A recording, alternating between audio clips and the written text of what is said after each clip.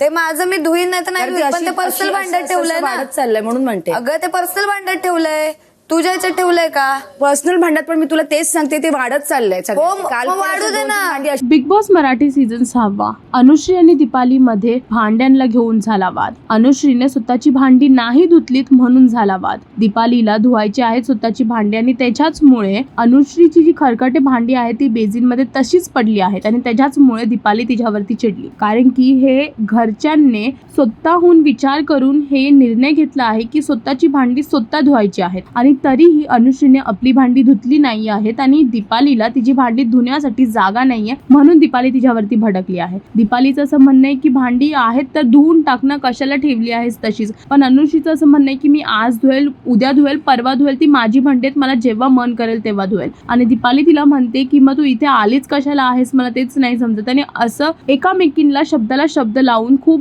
जोरात भांडणं झाल्यात. आता पाहायचं आहे की पुढे काय होईल आणि अजून असे अपडेट जाणून घेण्यासाठी टेलीचक्कर रिजनल्सला सबस्क्राईब करा.